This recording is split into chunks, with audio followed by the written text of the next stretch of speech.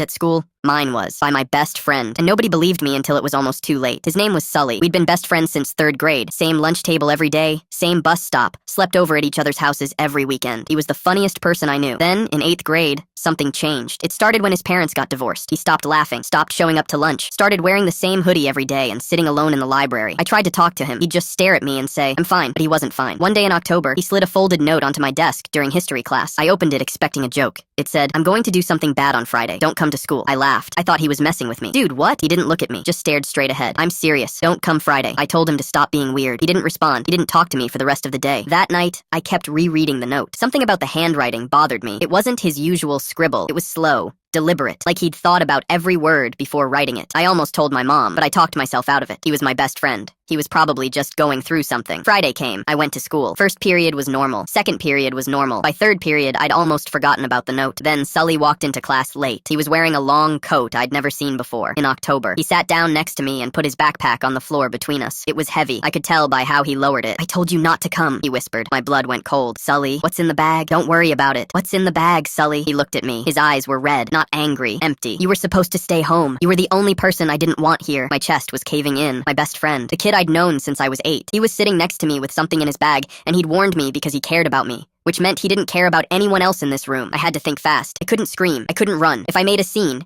he might react. So I did the only thing I could think of. I kept talking. "Sully, remember when we built that fort in your backyard? The one your dad helped us with?" He blinked. "What?" "The fort with the blue tarp. We slept in it, and it rained, and your dad came out with umbrellas at like 2 a.m. His jaw tightened. "Stop. And your mom made us those pancakes the next morning. The ones shaped like dinosaurs." I said stop. "You said the T-Rex tasted better than the Triceratops, and your dad laughed so hard he spit out his coffee." Sully's eyes were filling up. His hand was resting on the backpack zipper. I kept going. "That was the best weekend of my life, man. I think about it all the time." His lips started shaking. "That was before everything got bad," he whispered. "I know. Nobody cares about me anymore. I'm sitting right here, Sully. I came today. You told me not to, and I came anyway." He stared at me for the longest 10 seconds of my life. Then his hand came off the zipper. He put his head on the desk and started crying. Not loud, just shaking. I reached down slowly and pulled the backpack toward me. It was heavy. I didn't open it. I raised my hand. "Mr. Calloway, Sully isn't feeling well. Can I take him to the nurse?" The teacher nodded. I walked Sully out of the room with one arm around his shoulder and the backpack on mine. We didn't go to the nurse. We went straight to the principal's office. I put the bag on the counter and said, "Someone needs to open this, and Sully needs help, not punishment. Help." They opened the bag. I don't want to say what was inside. The school went into lockdown 20 minutes later. Sully was taken to a hospital, not a jail. He spent 4 months in a treatment facility. I visited him every single week. His mom thanked me once in the parking lot. She was crying so hard she couldn't finish her sentence. Sully's back in school now. Different school, different state. He texted me last month. Just 3 words. "You saved me." I didn't save him from getting caught. I saved him from becoming something he couldn't come back from. And the only reason it worked was because I didn't treat him like a threat. I treated him like my friend.